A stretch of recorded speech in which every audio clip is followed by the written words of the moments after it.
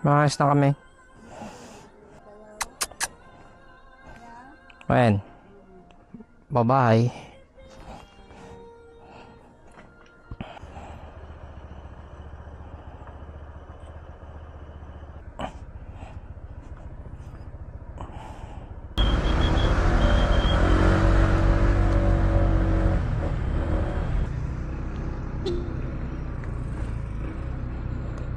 Pagasla ako.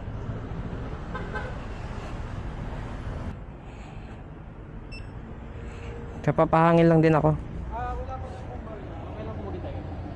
Ang ganda naman ng night ride natin. Umuulan. Ayun yung mga kasama natin.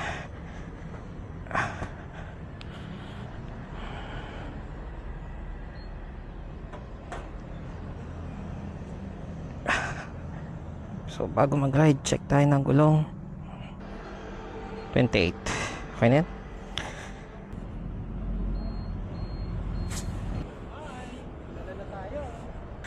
Kanina gusto ko magchinelas eh. Pero pupunta lang kami Almar eh. Wait lang namin sukli saglit. Tansya mo ilang oras biyahe? 2 oras no? Traffic dito no? Tayo kahit holiday. Hindi mo natin ngayon? Hindi ba holiday ngayon? Sabado, bukas pa. Ano tayo? Quezon Ave, Rojas Boulevard. Tapos kakaliwa tayo doon sa Paranaque, kakaliwa. Tapos lusot na tayo doon sa ano. Dire-diretso na kasi yun eh, di ba? What is up guys? May ride kami ngayon, Tagaytay. Let's go. Kasama natin si John Paul. Jom? So ngayon guys, pupunta kami Tagaytay. Dalawa lang kaming motor. Medyo maulan ngayon. So ngayon, testing natin tong gas consumption ng PCX natin. Kaka-change oil lang natin. Ayan, so kung panood nyo yung last vlog ko, nag-change oil tayo. So tingnan natin kung gaano kalakas sa gas itong PCX sa akyatan. Lalong ngayon, kaka-change oil lang niya, medyo smooth. Ayan, so reset tayo ng trip meter. Yun o, nagtotono pa o. On the spot o. Let's go. Pupunta na tayo ngayon ng Tagaytay. Galing tayo dito sa North Caloocan 7:15 in the evening. So di ko sure kung ilang oras ang magiging biyahe natin, pero enjoy na lang natin yung biyahe. Medyo maulan dito guys. Hindi ko rin sure kung anong lagay sa sa Tagaytay, kung maulan din ba. Pero ready naman tayo. Meron tayong kapote din just in case. Ang inisip ko lang, kasi pag mga ganitong oras medyo mahamog kasi doon. At di ba lang last time parang nagpakawalan ng usok ang Taal Volcano. So na-witness ko din kasi yun, talaga sobrang hamog. Pero last week pa yun eh. Ewan ko lang ngayon kung medyo okay na. Pero I hope wala tayong aberya ngayon sa biyahe. So malumanay lang po ang biyahe natin. So ang target natin is 102 kilometers sabi sa Google Maps. Pero tingnan natin kasi nag-reset tayo ng trip meter. So para malaman din natin yung total gas consumption natin is pauwi magagas tayo. So sa mga nagtatanong or sa mga nagbabalak bumili ng PCX 160, may mga factors ba kayo na tinitignan in terms of having a Honda PCX o ibang unit ang inaayon nyo? So itong video na to is more likely syempre PCX 160 review in terms of gas consumption, comfortability. Ayan, makikita nyo naman may bag pa tayo sa harap, may OBR tayo. Ayan, all stock po ang motor natin, wala po tayong binago. Ang tanging binago ko lang po dito ay yung aking gulong, which is ang ginagamit ko ay Maxxis tires.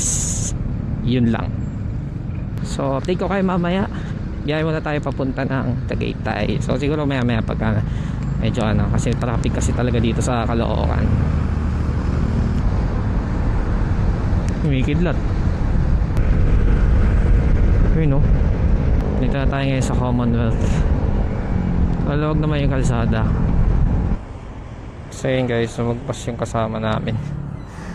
Yung bis na Quezon Ave, Para dumiretso sila pa EDSA.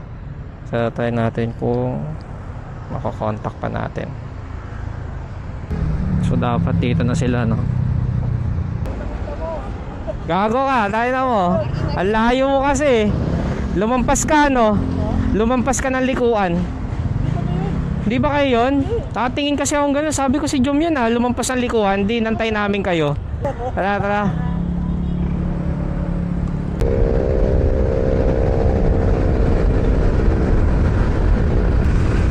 So sa Rojas Boulevard na tayo. Time check 8:19. Gago boy, kala ko talaga ikaw yun. Lumampas ka ng likuan. Diretso nga ano eh. Paggangat tayo. Kaya tayo, Ano ako, 30-40 na lang. Ang tagal.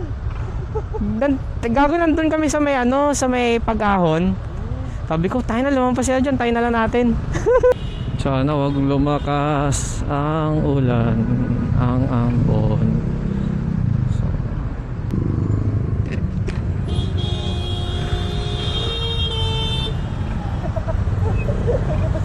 parang Almar lang ano.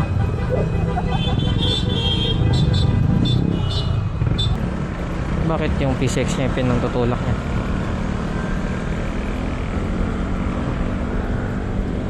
Gagi. Nagagasgas ang kanyang motor.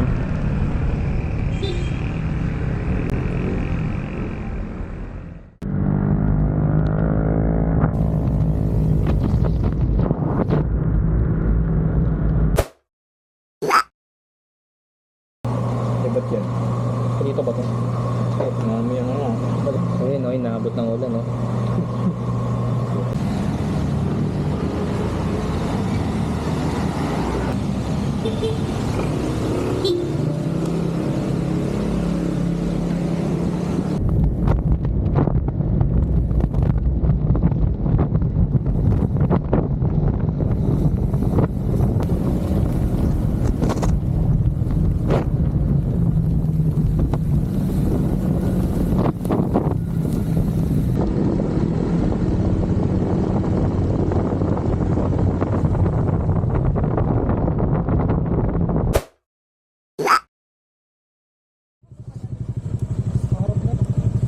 Paharap, madudulas eh. Okay, tapatan mo yung pad.